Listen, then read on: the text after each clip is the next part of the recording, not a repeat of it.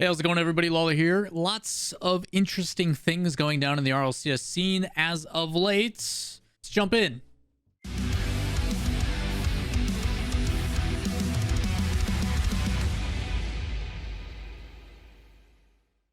What's up, everybody? Lawler here. Going to be talking about, obviously, RLCS news on the docket for today, and we're going to start off with a banger.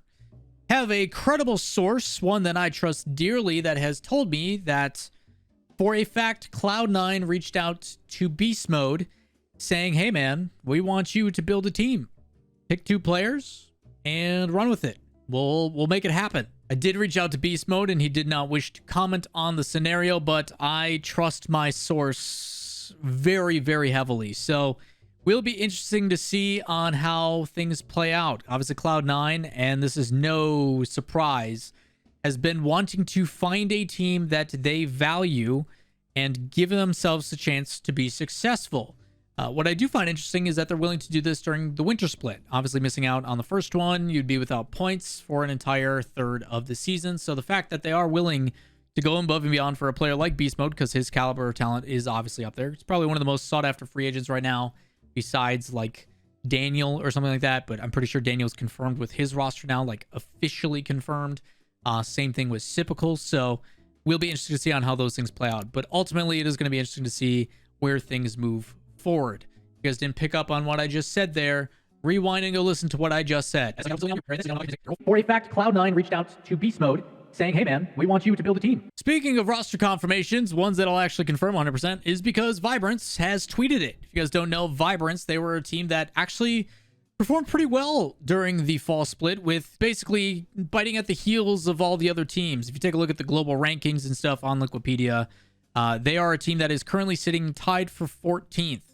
Wikipedia shows the top 16, so they are right there. This is a team that has shown some promise and has the ability to build on, and rather than disbanding and come together, not that they have many options of who they could pick from, but Astro, Fifi, and Oath are going to be staying together for a chance to progress forward to see if they can make some differences.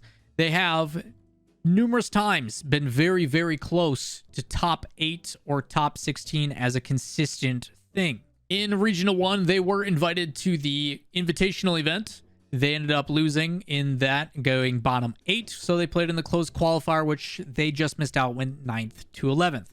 In Regional 2, they did end up qualifying and then making it into the Haunted Hollows Cup for Regional 2, where they played in the main event, and they unfortunately took 9th to 11th again. In the Fall Classic, which was the 3rd regional, they took 15th to 16th. So they are making it into the group stage for a lot of these events. It's just a matter of making sure that they get out of the Swiss stage and then into the next one. Cool thing about the upcoming split, which I'll be doing a bunch of videos on here in just a bit, is the new format can change how some teams perform. Some people perform better in bracket play or round robin play as they do compared to Swiss. So will be interesting to see how Vibrance does, but the team is staying together. Also on the docket is a long and beloved caster / coach. Gregan has announced his upcoming plans for the 2022 season. He does go over a tweet longer, basically stating that he has intentions to not only obviously continue as a caster and will be doing stuff for the winter split, but also as a content creator. And he talks about his ideas and thoughts on what he wants to do for content creation, the things that he's going to be focusing on, a lot of the benefits that he wants to provide to the team. He actually got a lot of his start, in my opinion, back in the early days when he was trying to either coast or cast. It had to do with him actually doing YouTube content. One of the most popular ones was teaching rotations through a series he called Tabletop Tactics. So it will be interesting to see now that he hopefully has not only some stability, but a little bit of free time to go into the whole content creation thing.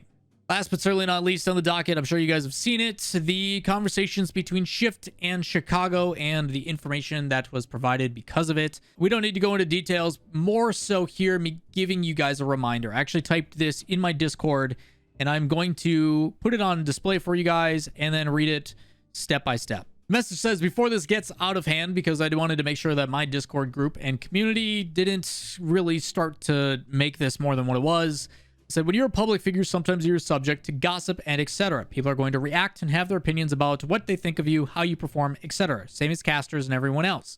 When you're a public figure, myself included, you're heavily scrutinized. People judge, criticize you, whether they like you, don't, whatever. how they think you perform, even though literally none of these people have any experience doing said thing. Again, benefit of being behind a anonymous screen name means that you don't really have any consequences for the opinions or actions you take.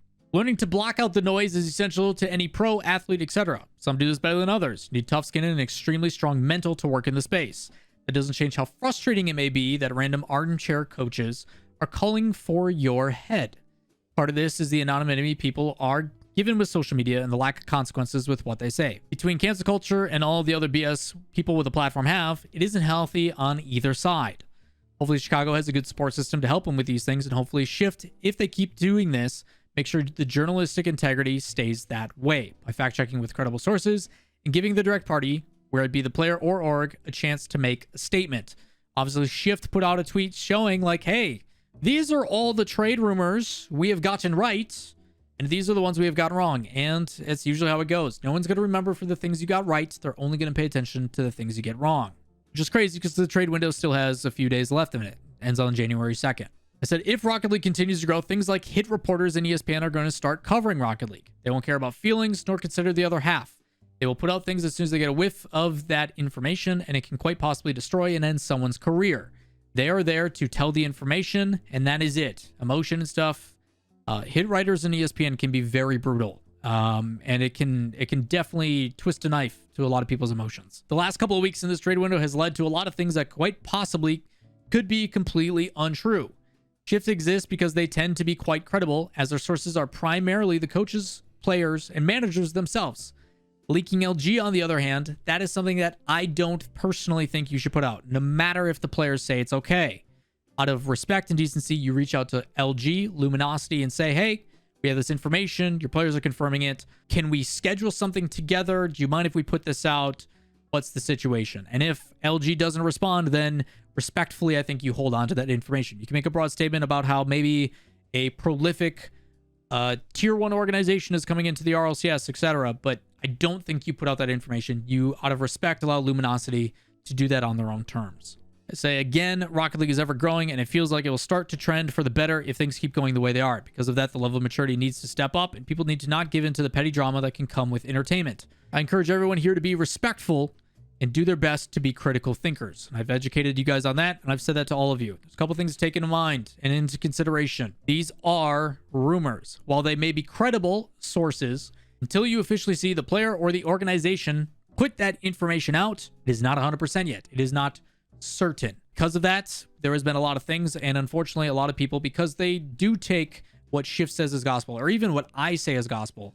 This is me again telling you guys to be critical thinkers, to understand until you hear it directly from the source publicly, then it is not confirmed. So I find it ironic that some people will see that Reddles on first touch says they're not making a roster change, but then all these things happen and people are automatically like, well, Reddles said it's not happening. But then yet the opposite happens when these things come out. So again, there is some people that are trying, and I urge you all to continue to try. Now, the important thing is that Chicago and Achilles, the co-owner, founder of Shift, did go behind the scenes. They talked about this, how to move forward. And there was a lot of different takes and opinions on this, which I'm always curious to hear what you guys have to say. You think Shift is good for the scene, bad for the scene, let me know. There has been players like apparently Jack who do talk about it and talk about the respect that the staff over at Shift gives, which I do normally agree with. I do think that Shift does take a lot of that stuff into account, but it could always be better, myself included. I'm definitely not perfect on this. It is something that I, over the years, have been trying to get better at as well. It's just sometimes you do tunnel vision when you're trying to get stuff done, and all of a sudden you're like, wow, I should have taken a step back, taken a different approach, just been a bit more patient on it. So again, there's a lot of different things that can be done. Both my side as well as Shift as well as everybody else. But I do agree. I do think, like with apparently Jack, it is very good for the scene. Getting that conversation going, getting people to be invested and interested in your scene is very good for it, even if it does create stress and everything else. It is part of the job. And although it is unfortunate sometimes where you've got random people on Reddit saying, hey, you're the issue, calling for this guy's head, he needs to go because he underperformed in this, and this. Unfortunately, it is part of the job, and it's also your job to kind of push that aside, to be stronger mentally and to look past it. So I'm a firm believer in a lot of these teams having mental coaches. I think it's really, really important. as it does allow them to not only perform well in game, but also out of game. And it does help with the emotional stability and everything else that comes with it. But again, if Rocket League is going to continue to grow, things like this, I do think are very important. It happens in a lot of different traditional and non-traditional sports and esports across multiple different esports. I think what Shift does is important, and I think it is valuable to the scene. But again, it depends on what, I guess, viewpoint you have on it. So trying to look at it from both sides, trying to tell people who are watching this video, if you do, obviously, make sure that you understand that these are people's livelihoods. These are these people's emotions. And while it is good to be critical, while it is good to talk about the speculative situation, hey, X player may go here.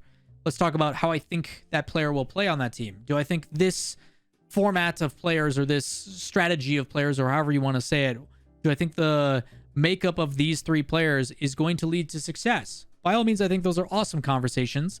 It gets people invested in the fan base and invested in the teams that are happening. But to take those things as, yep, 100%, that's what it is not. So again, I encourage everybody, myself included, to be better about this stuff. And buckle up, because we're still not done with the trade window. We still got a few days left. I also want to tell you guys that there is some pretty big changes that are going to be coming to my YouTube channel. And massive shout outs to Wojtek, the editor, for bringing these things to light. I agree with him wholeheartedly. I'm excited to talk about these things in the future and showcase you what we have in store. But again, not enough credit goes to the guy behind the scenes, the one who does all these edits, because as I've said before, without him, this channel probably wouldn't exist, or at least not to the level I think it does. So either way, credit to him, credit to everybody working hard. And again, New Year's coming up. Hope you guys are having a happy holidays, and on to the next one. If you guys enjoy the content, thumbs up, subscribe, notifications, and we'll see you in the next one. Peace.